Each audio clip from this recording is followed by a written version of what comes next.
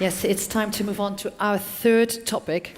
Not so long ago, I think it was completely unthinkable. Donald Trump as a serious presidential candidate. And now, it's not his fact-free politics, but it's his obscenities that might keep him from winning the White House. And closer to home, we see similar effects of populism. Think about the Dutch no to the Ukraine referendum. Think of the immense support for Geert Wilders, and of course, the Brexit. Is democracy channeling the discontent of a silent majority? What does the future of democracy look like? We're very happy to have philosopher Susan Nyman tackle this question. Vrijheid, gelijkheid en broederschap zijn volgens filosoof Susan Nyman het beste dat Europa ons gebracht heeft. Toch lukt het ons niet om er trots op te zijn, op die verlichtingsidealen. Eerder laten we ons verleiden tot scepsis, cynisme en pessimisme. Zo niet Susan Nyman. Zij breekt een lans voor ongegeneerd idealisme en blijft zoeken naar vooruitgang. Dit is Susan Nyman over Trump is the future of democracy. Yeah, that was the proposition that I was given of 5 to choose from, and I chose to tackle it. You might wonder what kind of an American would decide to support this claim. For those of you who've read any one of my books, don't worry, I have not gone over to the dark side. Not even George W. Bush, who we used to think was the low point in the history of democracy, is supporting the current Republican candidate. So, but I'm also not going over to the dark side in another way.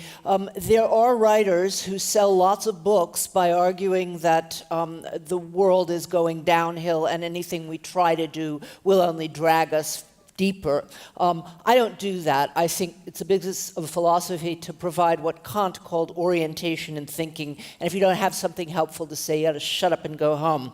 So what I want to do is provide 2 reasons why I think Trump has been, I try not to say his name, like my first lady, who treats the name as an obscenity. Why this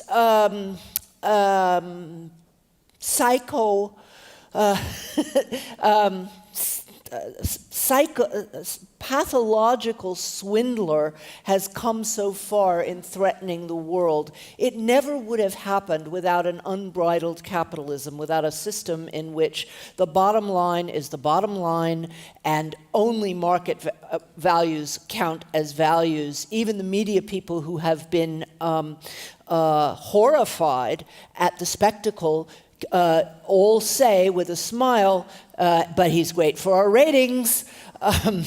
And we all sit watching the circus, waiting for the clown to fall. So if we're going to live in a capitalist economy, we had better make sure that it's embedded with social democratic structures who are not ashamed to say that there are other moral values. And that brings me to my second point, which is that we have all gotten so used to the postmodern, post-structuralist, post-colonialist claims that there is no truth, there is no morality, it's all a matter of perspective, that it took months for the New York Times to call a lie a lie. And unfortunately, this happens particularly under people who consider themselves to be progressive. We are embarrassed. We're afraid of being called elitist if we make claims to truth, good, or evil. So in a world where those claims have become embarrassing, isn't a pathological racist swindler entitled to his own perspective? Think about it. How have we enabled this state of affairs? We can change that.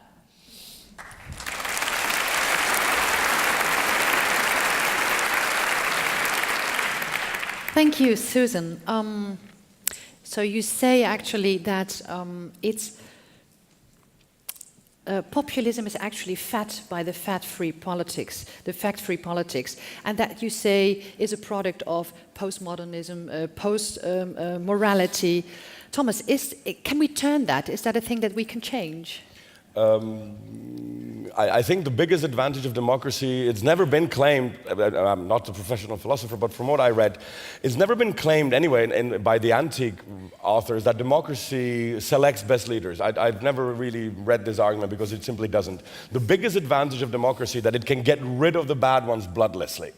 Now, when you use the example of communism in my country or Nazism in other countries, these leaders got to where they were through democracy or quasi-democracy, but then the first thing they dismantled was the very democracy that got them to power. So I think that's one thing that we have to.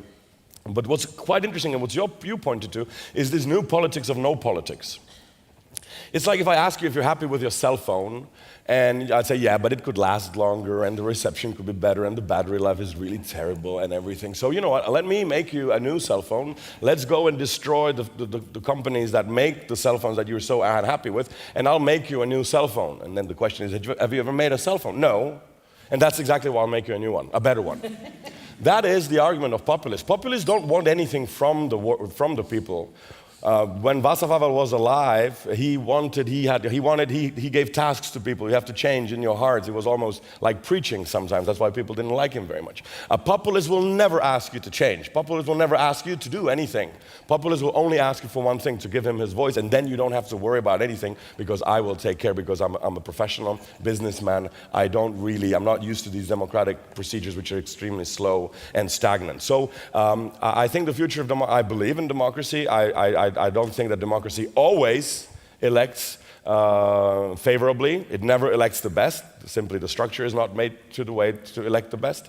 But it sometimes happens that it elects badly, but by and large it's the best thing to have.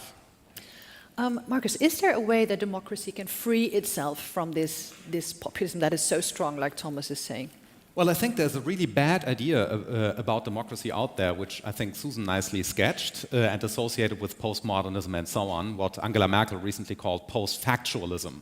We live in a post-factual era. So if you think that democracy is a sexy way of denying the existence of truth, which is, by the way, what Plato already believed, democracy is a set of lies, then I think you have a bad conception of democracy. So it's not necessary for democracy, as we know it ever since modernity, that it take this shape. It has taken the shape on the basis of a huge fallacy, the postmodern fallacy. And the postmodern fallacy roughly goes like this.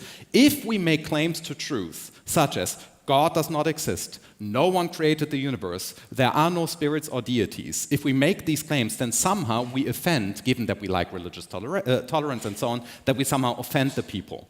So to a certain extent, it was almost offensive to say something like, look, Donald Trump is a racist prick. And that's the right thing to say. So you couldn't say this because, he also has a perspective, whatever. So he might have a perspective, but it's just not the case that every perspective is equally good. There are shitty perspectives out there, such as Hitler's perspective. Okay, so he has a perspective, but it's a shitty perspective. And we need to call this out. So I do think that this is the reason why originally, modern democracies were founded in the context of the Enlightenment notion that science, technology, and, let me add, philosophy, among other things, will jointly contribute to the actual wealth and progress of nations. That's the only idea which can save us. If you think that democracy is nothing but the coexistence of neutral perspectives, then that is both a bad theory and a bad kind of political system.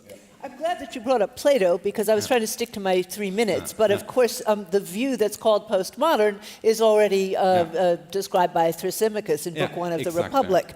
It's also described by the Nazi legal theorist Carl Schmitt. So these are not actually new claims. What's interesting is the way that they have been taken over in the name of certain progressive values that I think has infected us all. And I was surprised that Thomas, whose book, and I'm now forgetting the title, except that I know it has good and evil in it. And economics. So. Good, evil, and economics.